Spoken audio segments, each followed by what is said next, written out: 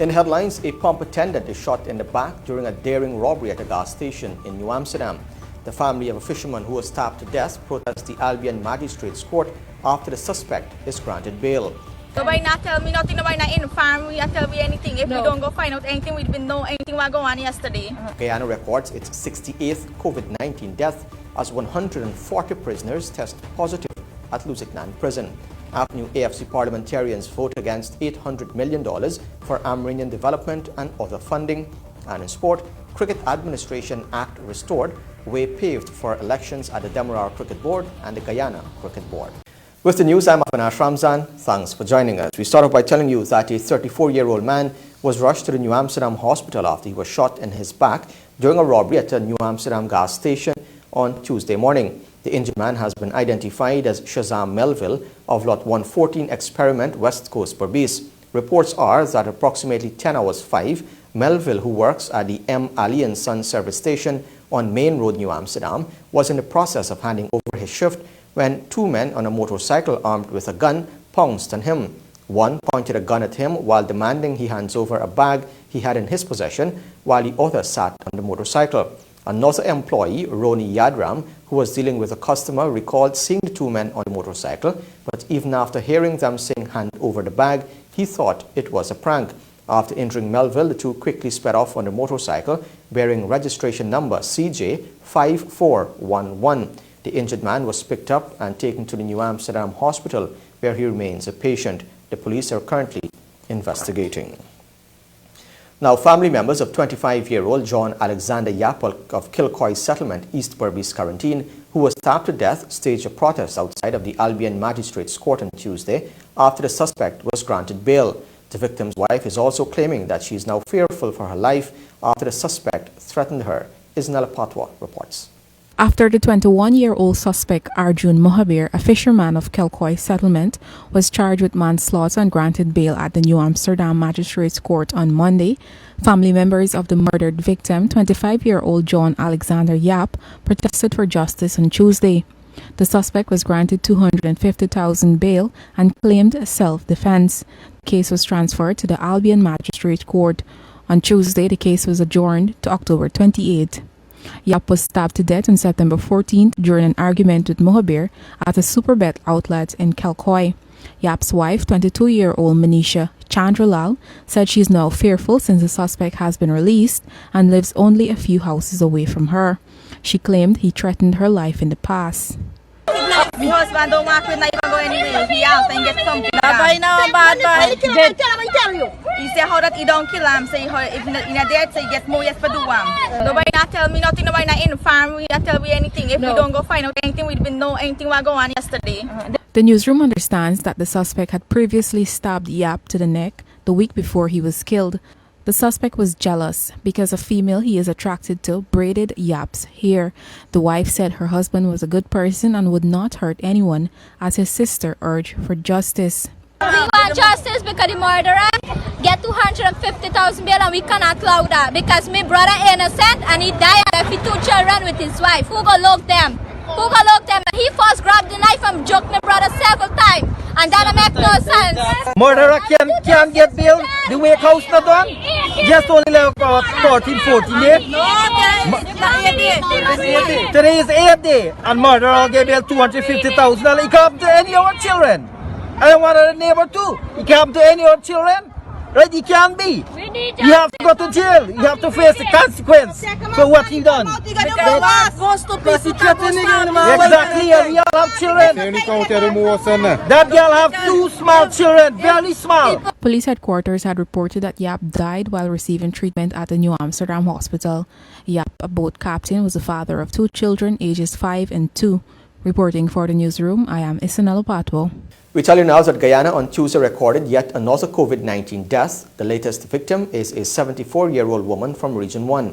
She died at around 13 hours on Tuesday while receiving treatment at a medical facility. The Ministry of Health reported that the patient is the 68th COVID-19 related death. This latest fatality was recorded 24 hours after 2 other elderly persons from Region 1 died. A 57-year-old woman and a 67-year-old man died within hours apart while also receiving treatment. As of September 21, Guyana had 2,402 confirmed cases of the virus. There are 860 persons in home isolation, 102 in institutional quarantine, and 16 persons in the COVID-19 ICU.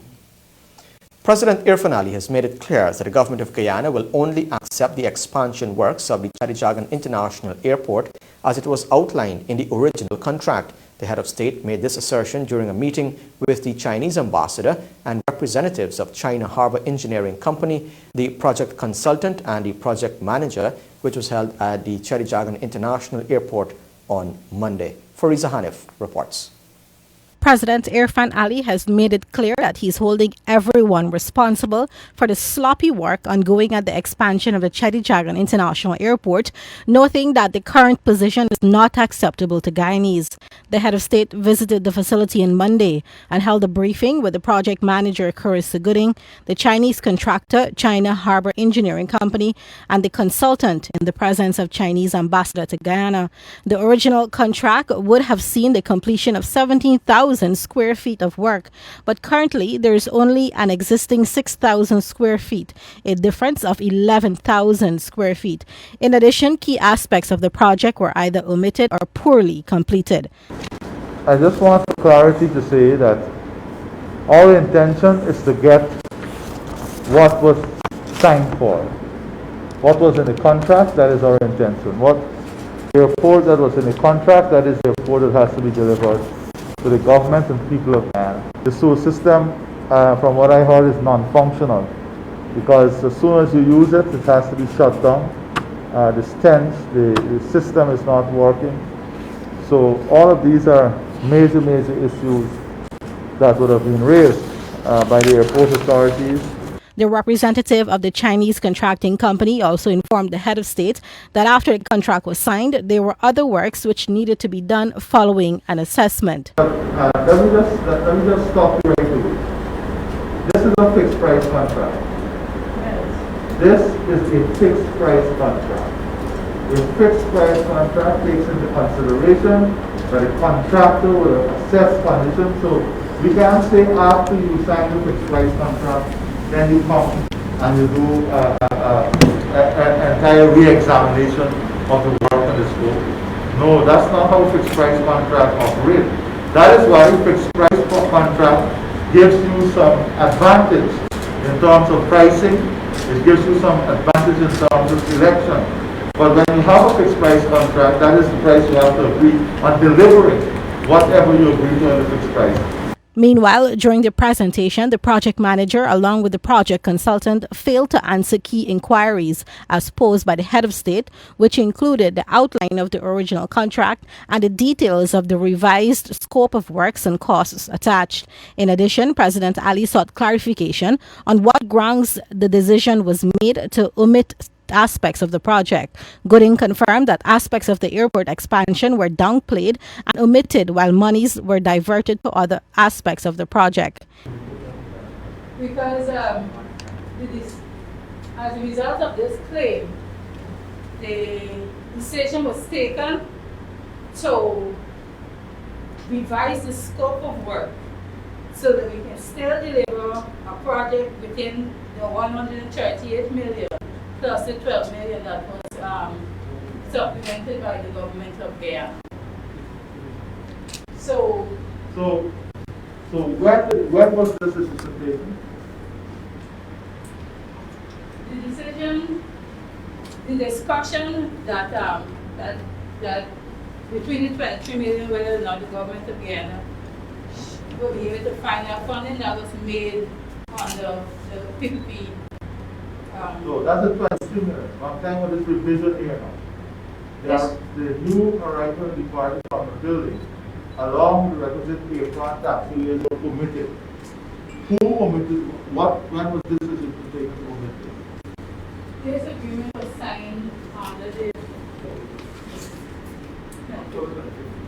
October 2015. October 2015. Yes. So, okay, so on what grounds was this decision made? Because you had a fixed price contract. The 23 million is a different issue. That has to do with the runway and so on. Additional costs. On what ground was the decision made to take out the new terminal building? These things there. Okay, on the handling of the project, that information was not passed on to the persons who are present. No, we have the consultant here. The consultant was there from inception. No. I personally wasn't, but one company has been here since Yeah, well, 2014. the company must have to have the information. President Ali said that an investigation is likely to be launched into the entire airport expansion project. He also pointed to the importance of a joint approach to the realization of the project. He maintained that the works completed do not reflect the monies spent. Meanwhile, the Chinese ambassador agreed that the provisions in the original contract have to be honored. He pointed to the importance of the meeting and pledged that he will play his part to ensure that the project is completed. Reporting for the newsroom, Fariza Hanif.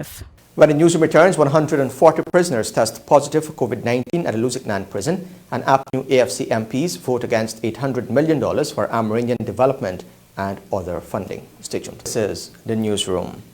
25 APNU-AFC opposition members of parliament on Tuesday afternoon voted against over $820 million allocated in the national 2020 budget for Amerindian development. The coalition MPs were at the time protesting the Speaker of the National Assembly, Mansour Nadir's refusal to allow any scrutiny of the allocation. They failed to succeed in their bid to vote down the allocations, with 32 government MPs and 1 opposition MP voting in favor of the allocation. The opposition MP was Deputy Speaker Lennox Schumann. 2 MPs, David Patterson and Kemraj Ramjatan, abstained from voting. The disagreement rose when Speaker Nadir told the Committee of Supply, while considering the estimates of expenditure, that he could not allow further time to scrutinize the allocations for the Ministry of Amerindian Affairs. The MPs had already exhausted the 1-hour time allotted to the consideration of that ministry when the Speaker put the funding for approval without any questions being asked. The opposition MPs, in protest, voted against the funding. The $800 million was geared towards provision for Amerindian development projects and programs, while some $25 million were allocated for the purchase of vehicles, boats, and engines. Minister of Public Works Juan Edgel has ordered an immediate investigation into an alleged racket involving the purchase of asphalt at a state-run entity. Details of the alleged racket were first reported by Kaito News on Tuesday.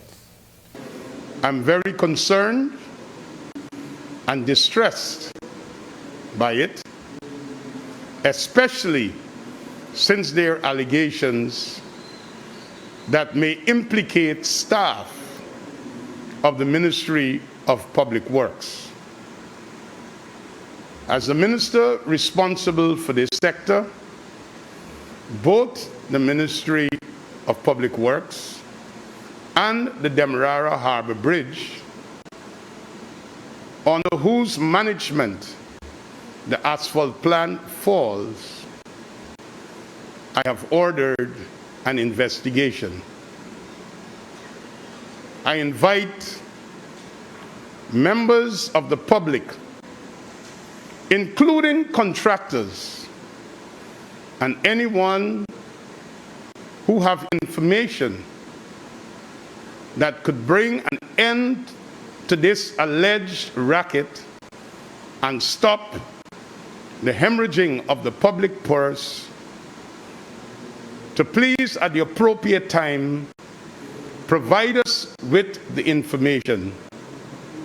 We will not allow corruption in any form, shape, or fashion. The people must get value for their money, and corrupt public officers or public officials must not be allowed to benefit. This is an allegation, and we will get to the bottom of it. Now, the Minister of Home Affairs, Robson Ben, told the National Assembly on Tuesday that the death of 2 prisoners at Lusignan prison on the east coast of Demerara at the weekend was regrettable and sad, confirming that 140 prisoners at the facility have tested positive for COVID-19. Ben believes that with the final parameter of the prison coming under heavy attack and prison wardens under siege, the attacks taken were necessary to prevent a prison break. In an effort to restore order while being under attack, shots were fired. The result was 7 prisoners were injured, 2 died in the compound. The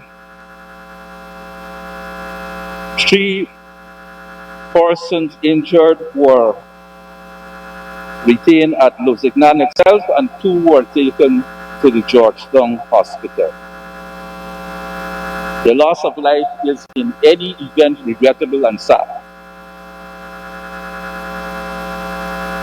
But I would have to say that my understanding was that the final perimeter of the prison was under attack and was being besieged along with the prison warders. And they took the measures necessary to make sure that we don't have a resumption of problems we've had in the past in relation to the outbreaks of prison. The Guyana Prison Service had reported that the prisoners were shot by prison officers after they attempted to escape. The dead prisoners have been identified as 51-year-old Earl Graham and 21-year-old Winston Herbert. Ben was made to provide answers to the House after Opposition Member of Parliament Gita Chandan Edmund had put forward several oral questions without notice when the Assembly met to consider the 2020 budget estimates. Still ahead on the newsroom, Gail Teixeira says there is no attempt to usurp the authority of the Parliament, and the majority of Santa Rosa students did not write NGSA because of COVID-19. Back, this is the newsroom. As part of enhancing its plans of engaging and involving the diaspora to support its national development priorities, the government has reintegrated diaspora and remigration matters into the Ministry of Foreign Affairs and International Cooperation. A press release from the ministry on Tuesday noted that a new diaspora and remigrant unit has been established and will allow for an enhanced, sustained and coordinated engagement with all Guyanese abroad. According to the release, the unit will work towards fostering greater collaboration with the diaspora in the areas of trade and investment, philanthropy, tourism, youth engagement, attraction of skill and remigration, as well as streamlining the contributions and resources of the diaspora to effectively aid Guyana's development agenda. The ministry said it is focused on better harnessing the expertise, talent and investment potential within the global Guyanese community. The People's Progressive Party government has clarified that the formation of a new Ministry of Parliamentary Affairs and Governance is in no way an attempt to take over the responsibility of the Parliament office. The government said it also stands ready to assist the parliamentary opposition through this ministry with matters relating to the National Assembly. Kurt Campbell reports.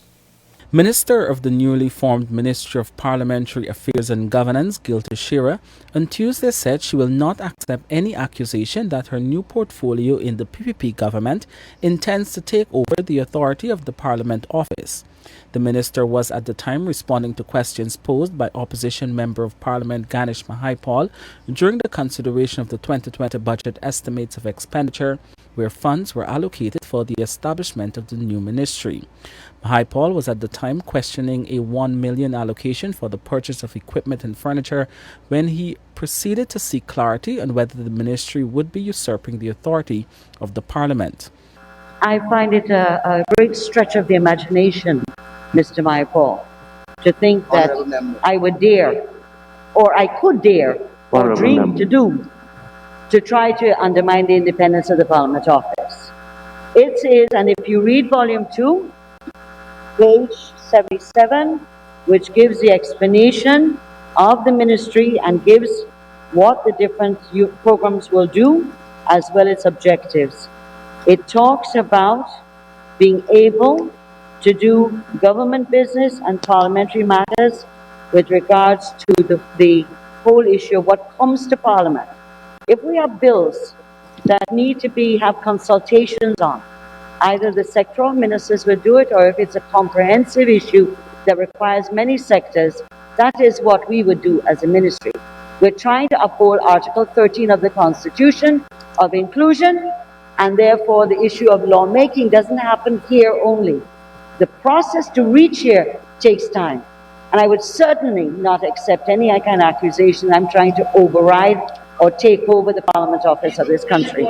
Teixeira explained that her ministry will deal with government's business on parliamentary matters along with holding consultations on the preparations for new bills.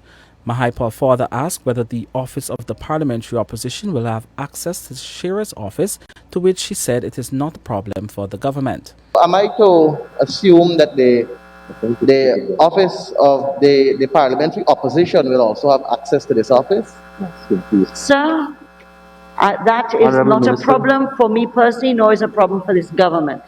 If you need assistance from the Ministry of Parliamentary Affairs within our competency, we will give you. If you come and protest and broke up the place, I'm not going to help you at all. According to the official Gazette, the new ministry will have responsibility for, among other things, the National Assembly, electoral reform, constitutional reform, international conventions on human rights and corruption, and the Integrity Commission. Some 7 contracted employees have already been seconded from other ministries to work along with Tashira, and a building for the ministry has been identified. The building happens to be the residence of former Minister Rupert Rupnaraine and more recently the COVID-19 Secretariat under the APNU-AFC government. The minister, in defending the funding in the budget for the new ministry, said there are several repairs to be done to the building and furnishing to be bought before the staff can move from the room they currently occupy at the office of the president. Kurt Campbell, Newsroom. We tell you now that a high percentage of students who were registered to write the National Grade 6 assessment this year in Santa Rosa, Moruca, Region 1 were absent due to the COVID-19 pandemic. This was revealed by Superintendent of Examinations, Saudia Kadir, on Monday. These students will now be placed at secondary schools closest to them. Isnella Patwa tells us more. A total of 14,300 students were registered to write the National Grade 6 Assessment NGSA this year. However, 268 were not able to. Superintendent of Exams, Saudia Kadir, pointed to the situation of Santa Rosa Moruca, who were greatly affected due to COVID-19. Santa Rosa was one of the country's top COVID-19 hotspots. After a number of teachers and parents tested positive for the disease, students were not able to write the exams, which were held on July 1st and 2nd. We had a high percentage of absenteeism in Region 1, particularly in the Santa Rosa Moruca district, and that was due to COVID-19. Minister of Education Priya Manik-Chan said that the students will be placed at a secondary school nearest to them. She also revealed that it was not mandatory for the students to write the exams. The minister has provisions in place where a placement exam is written for primary students to transition into secondary schools. Students have the option of not writing the exam, and if they chose that option, the school that would be awarded to them is the school closest to their home. Tammy, let me just say that the dream that I don't believe is beyond realization is to make sure we move to a place where every school is giving a high quality education. So before long, you're going to see that. However, the education minister revealed that the government plans to have every secondary school delivering high quality education. She explained that the pressure of the exams on 11 and 12-year-olds is harsh, and going forward, every school across the country will provide the same access to learning, so a child who does not get a top secondary school will not be at a disadvantage. Reporting for the newsroom, I am Isanella Pato. The financial, weather and bridge reports along with sport are still ahead. Stay tuned. Welcome back. Now for a little bit what's happening in sport. We're starting off with some cricket news. The Court of Appeal on Tuesday ruled that the Cricket Administration Act be restored to its original condition, paving the way for elections at the Demerara Cricket Board and subsequently the Guyana Cricket Board. The Minister of Sport, Charles Ramsden Jr., spoke on the ruling on Tuesday. I'm happy to announce that in relation to cricket today, and movement in relation to cricket administration, that the Court of Appeal just ruled that the order that was originally made by the single judge in chambers to suspend the major parts of the Cricket Administration Act, that order was discharged, which means that the Cricket Administration Bill and Act is now fully enforced once again. It also means that the original board, which was there prior to the Cricket Administration Act, they were the ones that the court had ordered that in the interim can act as the Guyana Cricket Board. That order has now been set aside, so that situation no longer exists.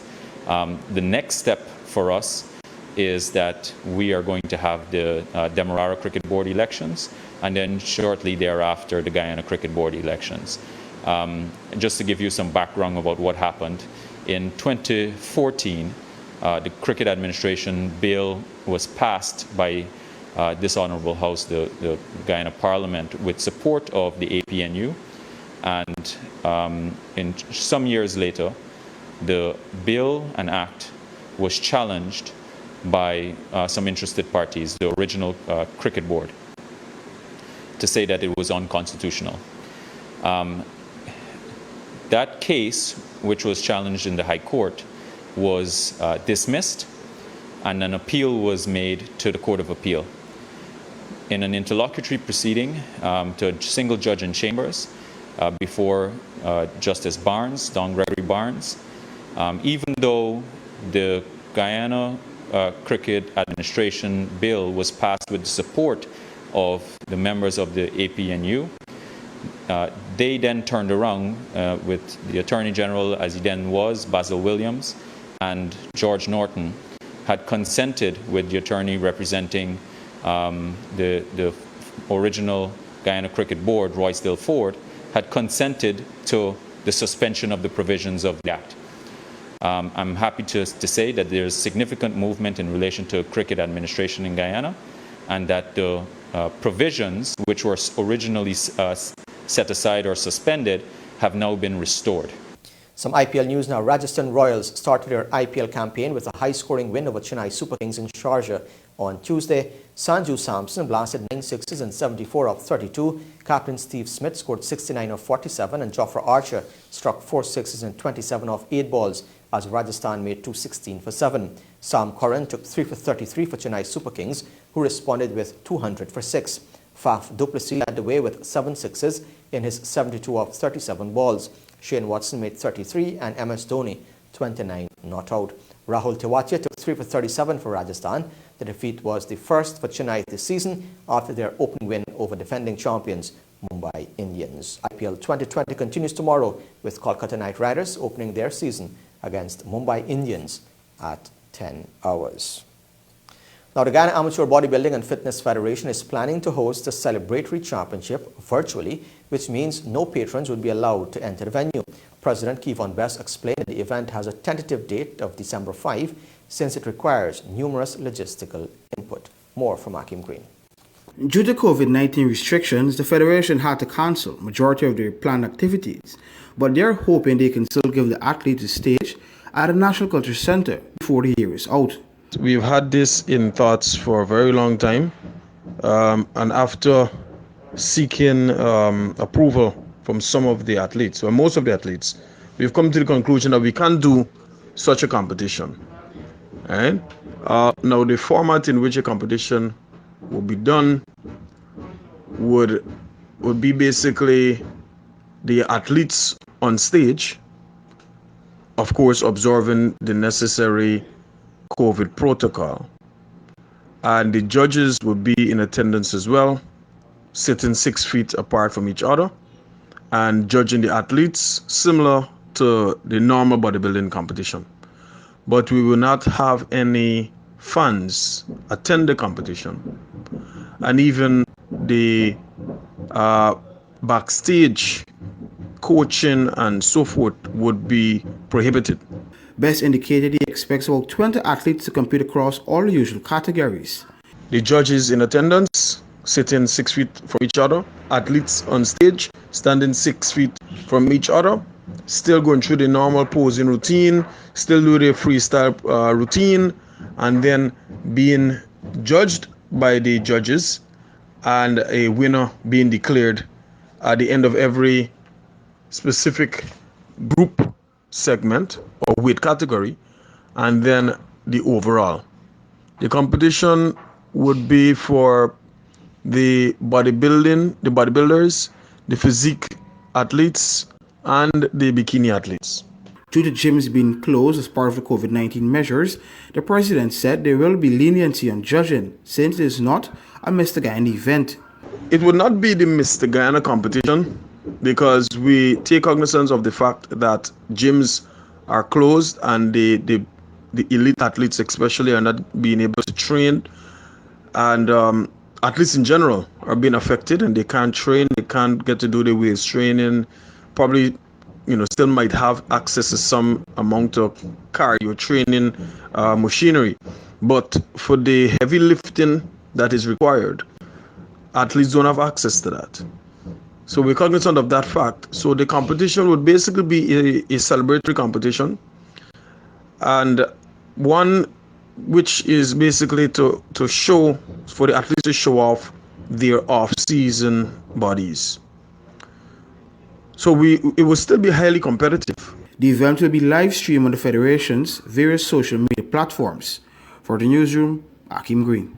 And a total of 176 boxing coaches, 10 of whom are Guyanese, last weekend participated in a huge virtual seminar geared to update regional officials on rules and regulations that govern refereeing and judging. The event was organized by America's Boxing Confederation Vice President and Chairman of the Caribbean Steering Committee for Boxing, Steve Ninval, and was conducted by Ray Silvers, the Chairman of the AIBA Referees Judges Commission. Ninval spoke to Newsroom about the seminar and its significance to the development of the sport in these quarters. Well, we certainly would not let our guards down during this COVID-19 season. We will continue to see the best possible ways and methods of keeping our boxers and officials up to date.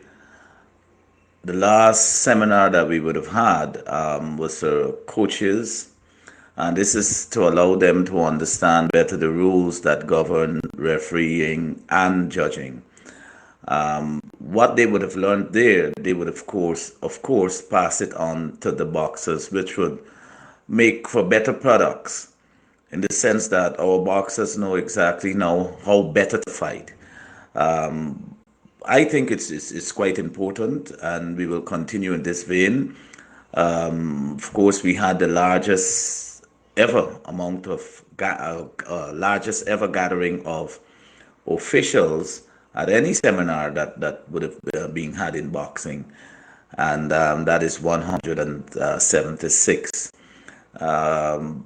I will continue to see how much we can organize in this vein, and very soon our local coaches will be benefiting from a seminar, virtual seminar too, to be held by Guyana's first certified, AIBA certified international technical officer, that's an ITO, Mr. Elton Chase. This also will assist them greatly in understanding their role and the roles of the boxers in a much better way. Just to say that the last coaches seminar followed on the heels of several others we would have had for referee judges and we would have had for coaches. And we'd like to say a heartfelt thanks to Mr. Ray Silvers, the chairman of the AIBA Referees and Judges Commission, for taking time out from his busy schedule to assist us and to conduct those seminars. We're very, very, very happy with that. And with that, we've come to the end of the news for this evening. Of course, you can find updates on these and other stories on our website, newsroom.gy, our Facebook page, and Instagram. On behalf of the entire news team, I'm Avinash Ramzan. Thanks for watching. Be safe. See you next time.